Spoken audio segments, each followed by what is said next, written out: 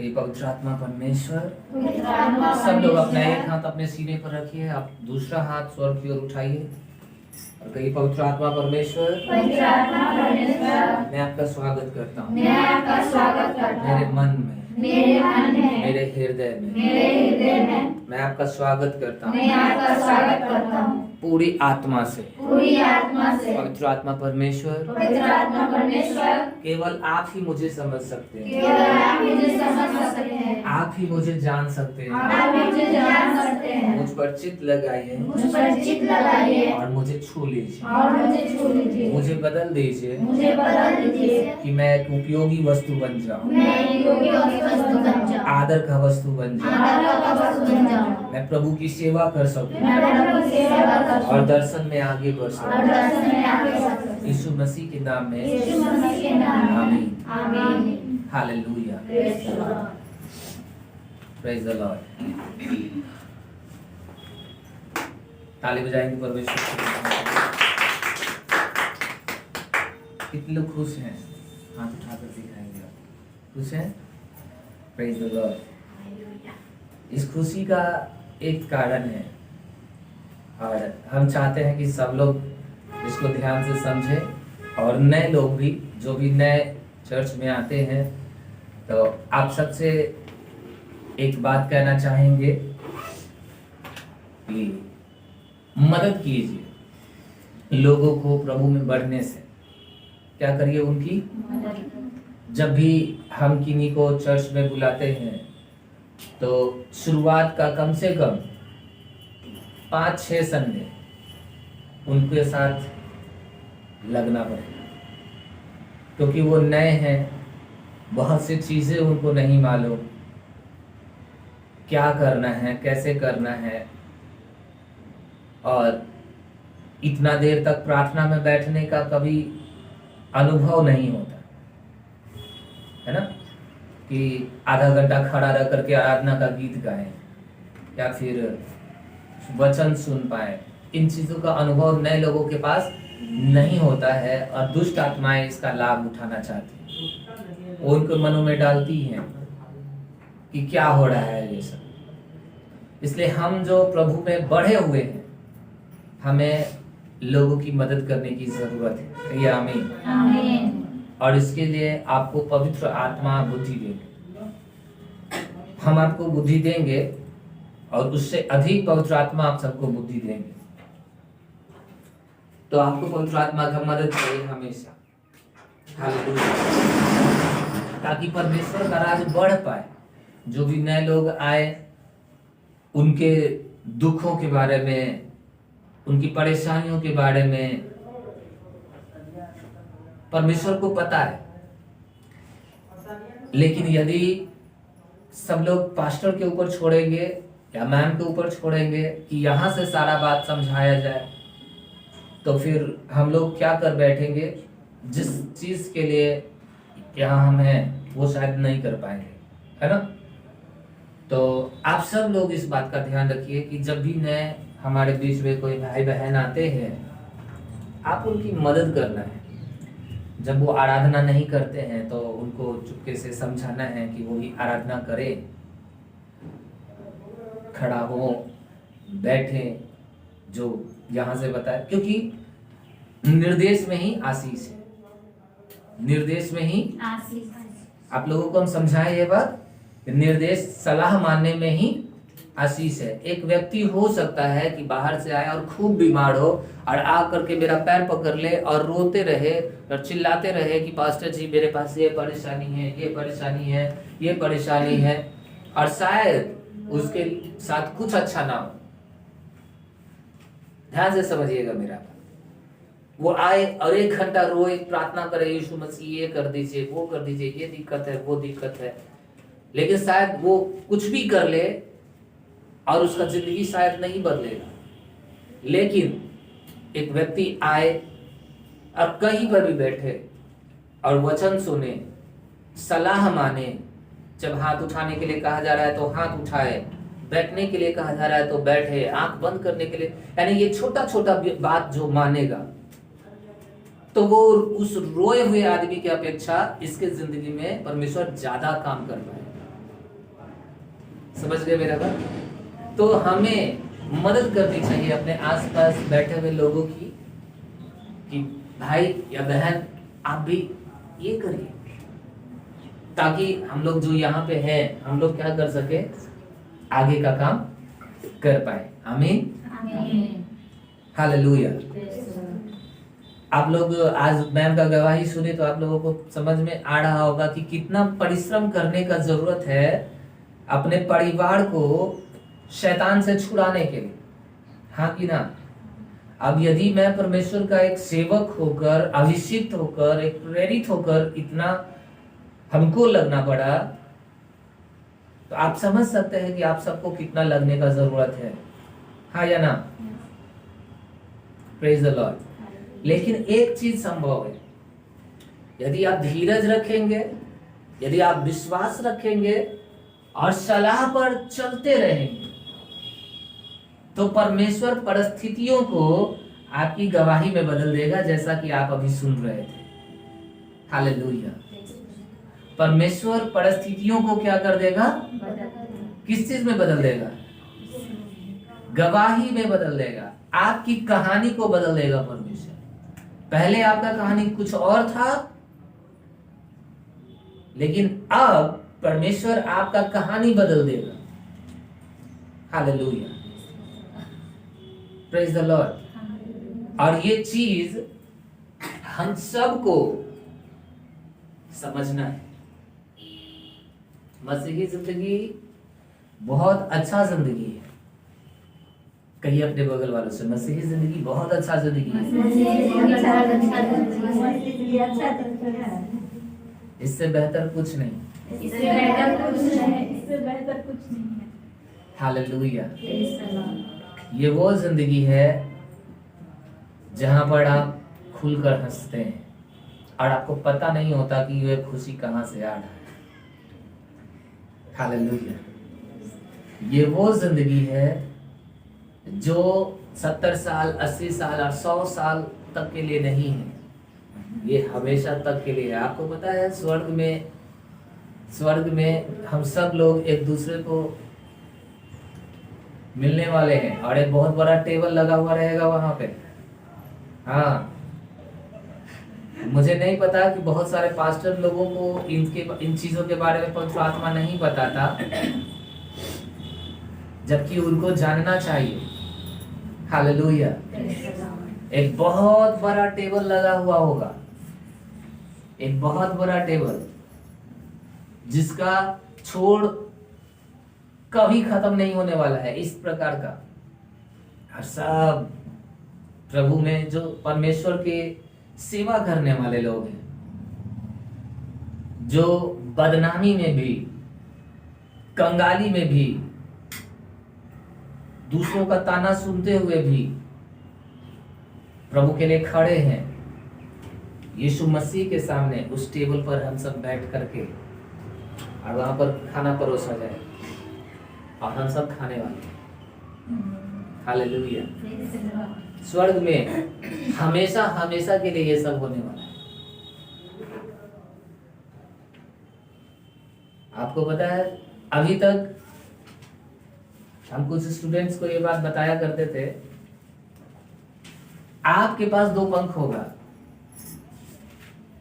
आपके पास। हालेलुया। अच्छा नहीं है? अच्छा। और आप जहां चाहें आप वहां जा सकते हैं। यीशु मसीह बोले कि हवा फ्री है, वो जिधर चाहे उधर जा सकती है, और आप एक हवा की तरह हो। स्वर्गदूत, हम सब बदल जाएंगे, हम सब बदल जाएंगे आंख झपकते ही। जैसे एक पलक मारता है ऐसे, इतना क्षण भर का समय, ये वाला ऐसे क्षण भर का समय, और आसमान में तुरही फूका जाएगा राजा के आने का, राजाओं के राजा को आने का, दुनिया के परमेश्वर को आने का। और आसमान में स्वर्गदूत तुरही बजाएंगे और वो अपने स्वर्गदूतों को पृथ्वी के चारों कोनों में भेजेगा। यीशु मसीह अपने स्वर्गदूतों को पृथ्वी के चारों कोनों में भेजेगा। पता है क्यों?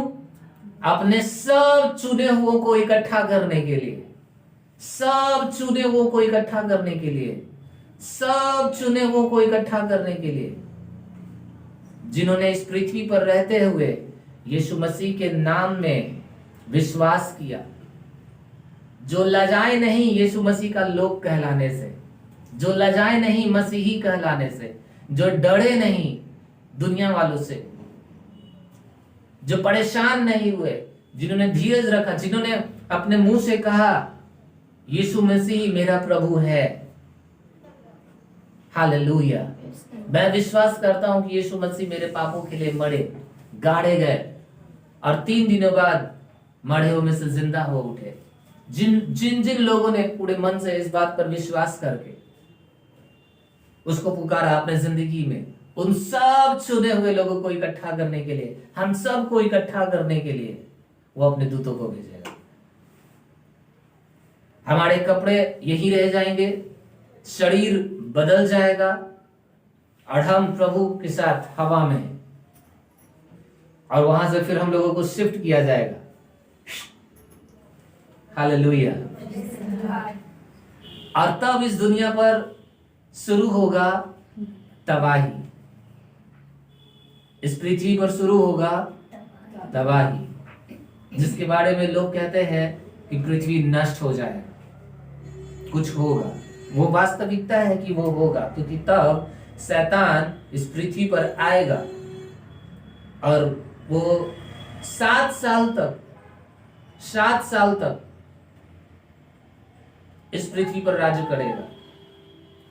वो टाइम बहुत खराब होगा उन लोगों के लिए जो यीशु मसीह में विश्वास नहीं किए, या फिर उन्होंने विश्वास किया लेकिन फिर किसी भी कारण से वो फिर प्रभु से पीछे हट गए। उन सब के हालेलुया। 21 प्रकार की विपत्ति स्वर्ग से गिरेगी और शैतान जो काम करेगा सो अलग करेगा, और परमेश्वर नहीं चाहता कि कोई भी व्यक्ति उस विपत्ति में फंसे और नष्ट हो। उस टाइम भी एक मौका मिलेगा स्वर्ग जाने का, उस टाइम भी लोग यीशु में विश्वास करके बच सकते हैं, लेकिन अभी जितना आसान है उतना आसान उस टाइम नहीं होगा। हाथ में लोगों का चिप लगा दिया जाएगा, माथा पर स्टाम्प लगा दिया जाएगा, मोहर 666 नंबर का। सबकी जमीनें सरकार की हो जाएंगी। आप कितना भी करते रहेंगे, उस समय के लोग हर प्रॉपर्टी, किसी का भी प्रॉपर्टी कितना भी बड़ा क्यों ना हो, वो हम लोग जब चले जाएंगे तो वो सरकार का हो जाएगा और एक आदमी पूरे दुनिया पर शासन करेगा। उसका नाम क्या है? मसीह विरोधी, एंटी क्राइस्ट। और यही वजह है कि उन चीजों को होने से पहले जो लोग उस टाइम मन फिराएंगे, हम लोगों के जाने के बाद शैतान का राज, मसीह विरोधी का राज्य आएगा, उस टाइम भी कुछ लोगों का हृदय पश्चाताप करेगा, लेकिन उनको बचना बहुत मुश्किल हो जाएगा। 21 प्रकार का विपत्ति का सामना करना पड़ेगा, सरकार का सामना करना पड़ेगा, लोगों का सामना करना पड़ेगा। उनको जंगल में भाग करके, पहाड़ के नीचे छुप करके, सड़क का गड्ढा खोद खोद करके उनके नीचे घुस करके अपने आप को बचाना पड़ेगा। इसीलिए यीशु मसीह ने कहा कि जाओ और संसार में फैल जाओ, सुसमाचार सुनाओ। जो कोई विश्वास करे, पिता, पुत्र और पवित्र आत्मा के नाम में बपतिस्मा ले, उसका उद्धार हो जाएगा, वो इन चीजों से बचेगा। इसके अलावे भी नरक की आग से बचेगा। लेकिन जो कोई यीशु मसीह को नहीं मानेगा, वो आने वाले टाइम में वो उनका परिवार नाश हो जाएगा, हर चीज बर्बाद हो जाएगा। और शैतान इस चीज को अच्छे से जानता है, मेरा बात समझिएगा। शैतान इस बात को बहुत अच्छे से जानता है, इसलिए उसने वो कोशिश करता है कि लोगों की आंखें बंद हो जाए, मन की आंख, आत्मिक आंख, कि वो सच्चाई को देखते हुए भी ना देख पाए, सच्चाई को समझते हुए भी वो ना समझे और अंधकार में चलते फिरते रहे। इसलिए चर्च को हमें सीरियस होने की जरूरत है परमेश्वर के खोए हुए लोगों के लिए, परमेश्वर के सब बच्चों के लिए। ये जरूरी नहीं कि केवल जिनके साथ हमारा ब्लड का रिलेशन है केवल वही, नहीं, उन सब के लिए भी जिनके साथ यीशु मसीह का संबंध है। कहिए आमीन। आमीन। और ये चर्च यही करता है। यीशु मसीह को हम लोगों को लेकर जाना है ताकि अंधकार का राज खत्म हो। चाहे चर्च में कोई नए लोग हों या फिर बाहर में कोई नए लोग हों, हमें उनके साथ कम से कम 3 से 4 महीना परिश्रम करना है। वो सब बात सिखाना है उनको, मिल मिल के जो हमने सीखा है। समझ में आया? शायद मेरे पास हर एक व्यक्ति से मिलने का समय भी ना हो पाए और शायद हम हर एक से मिल भी ना पाए, लेकिन प्रभु आप सबको क्यों शिक्षा दे रहा है? ताकि हर एक व्यक्ति अपना अपना जिम्मेदारी करे, हर एक व्यक्ति अपना अपना जिम्मेदारी करे। इस शरीर में एक नाक है, 2 आंख है, 2 कान है, मुंह है, 2 पैर है और 2 हाथ है। ये सब मिल करके एक शरीर बनाता है, हाँ या ना? अगर हाथ कहेगा कि नहीं हम पैर नहीं है तो हम शरीर नहीं है, हम शरीर के अंग नहीं है, तो क्या ये सही होगा? नहीं होगा सही। हाथ पैर नहीं है, हाथ का काम छूना है, हाथ का काम पकड़ना है, हाथ से जो काम किया जाता है इसका एक अलग काम है। अगर ये हाथ कहे कि नहीं मैं तो पैर नहीं हूं तो मैं इस शरीर का काम कैसे क्यों करूं, तो क्या ये सही होगा? नहीं होगा। अगर पैर कहे कि ना हम तो हाथ नहीं है, अगर कान कहे नहीं हम तो मुंह नहीं है, तो हम शरीर के नहीं है, तो क्या ये सही है? नहीं। हर एक अंग शरीर का अंग है और इंपॉर्टेंट है, और हर एक अंग मिल करके शरीर को पूर्ण बनाता है। आमीन। बाइबल कहती है मसीह में जितने भी बुलाए गए हैं, जितने भी मसीह में बुलाए गए हैं, वो सब एक ही देह के यीशु मसीह के शरीर के अंग हैं। हालेलुया। हम सब किसके शरीर के अंग हैं? यीशु मसीह की देह के। जब हम में कोई देख रहा है, यीशु मसीह ने क्या कहा? जिसने मुझे देखा है उसने पिता को देखा है। समझ में आ रहा है? तो चर्च केवल बिल्डिंग के बारे में नहीं है, चर्च शरीर है, अंग है यीशु मसीह की देह का।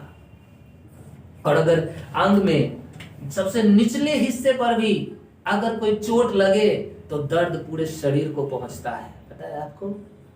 हाँ कि ना? अगर आपके पाँव में कांटा चुभे, दर्द पूरे शरीर को झेलना पड़ेगा, महसूस पूरे शरीर को होता है। यही चीज है कि चर्च में एक सबसे छोटा दिखने वाला आदमी, एक सबसे बेकार दिखने वाला आदमी भी परमेश्वर के लिए इंपॉर्टेंट है, और हम सबको उनका ख्याल रखने का जरूरत है। अगर उस छोटे से छोटे व्यक्ति को भी एक तकलीफ पहुंचता है तो पूरे शरीर को तकलीफ होने का जरूरत है। कैसे एक व्यक्ति, मेरा भाई, मेरे देह का अंग जो चर्च नहीं आ रहा है, हम उसके लिए शांत नहीं बैठ सकते। अगर शैतान उसको छुएगा तो वो यीशु मसीह के देह को छुएगा, हाँ कि ना?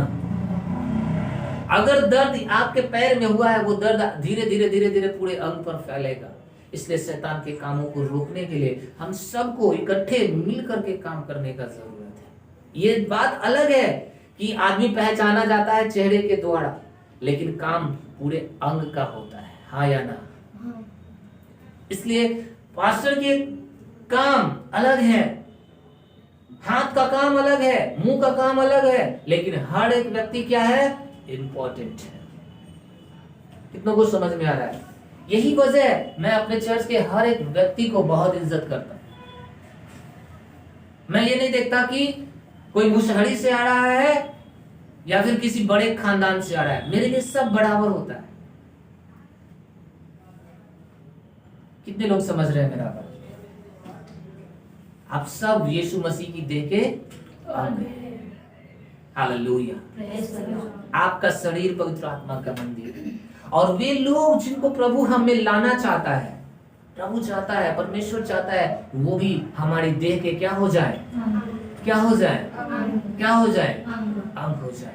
तो हम सबको उनके लिए परिश्रम करने का जरूरत है, प्रार्थना में समय बिताने का उनके लिए जरूरत है। जो लोग चर्च नहीं आते हैं उनको याद कर करके उनके लिए प्रार्थना करने का जरूरत है, उनको मिलने का जरूरत है, पता करने का जरूरत है कि क्यों नहीं आए वो चर्च, क्या बात है। जब वो नए हैं उनको सिखाने का जरूरत है। हाँ, हम चर्च में ऐसे आते हैं, ऐसे बैठते हैं, ऐसे आराधना करते हैं, आपके पास ये होना चाहिए, आपके पास आराधना, ये चीजें जो आपने सीखी हैं, जो आपकी जिंदगी को बदल रहा है, हमारा काम है कि हम पर्सनली उन चीजों को सामने रिप्रेजेंट करें। आमीन। समझ में आ रहा है? परिश्रम करें हमारी देह के अंग को बचाने का, क्योंकि महिमा किसको मिलेगा? यीशु मसीह। महिमा किसको मिलेगा? यीशु मसीह। मैं भविष्यवाणियां इसलिए नहीं करता कि लोग जान जाए कि हम बहुत बड़े व्यक्ति हैं, नहीं, ये भविष्यवाणी इसलिए है ताकि लोग जान जाए कि परमेश्वर इस शरीर में रहता है। इसलिए परमेश्वर हर एक अंग को अलग अलग काम देता है, हर एक व्यक्ति का अलग अलग बुलाहट है। किसी को परमेश्वर एक अच्छा बिजनेसमैन बनने के लिए बुलाया है, किसी को एक अच्छा स्टूडेंट बनने के लिए, नौकरी करने के लिए, किसी को पॉलिटिक्स में जाने के लिए, किसी को चर्च में साफ सफाई का काम करने के लिए, किसी को दूसरे चर्च में दूसरे का, मतलब हर एक का काम अलग अलग है, लेकिन सारा काम क्या है? इंपॉर्टेंट है। आमीन। और बाइबल कहती है इन सब से मसीह की देह को उन्नति मिलता है। जो चीज इंपॉर्टेंट है उसको कीजिएगा, जो इंपॉर्टेंट नहीं है उसको रोक दीजिए। आमीन। यीशु मसीह आएगा, हम सबको अपने साथ लेकर जाएगा और वहां पर एक मेज लगेगा और हम सब उस मेज में से खाएंगे। हालेलुया। वहां पर बाइबल कहती है एक पेड़ में से 16 प्रकार का फल निकलेगा। अगर ये एक पेड़ है तो इसमें अगर अभी ये कैसे है, अभी यहाँ पर पृथ्वी पर कैसे है कि अगर आम का पेड़ है तो केवल आम फल रहा है ना, लेकिन स्वर्ग में जो पेड़ है, एक पेड़ में 16 प्रकार का फल लगेगा और उसमें से आप खा सकते हैं। हालेलुया। कितने लोग खाएंगे? आप नहीं? हालेलुया। धन्यवाद पवित्र आत्मा, ये सब प्रकाशन मुझे देने के लिए मेरी मदद कीजिए, मुझे अभिषेक दीजिए और बुद्धि दीजिए कि मैं वचनों के द्वारा 100 गुना फलवंत हो सकूं।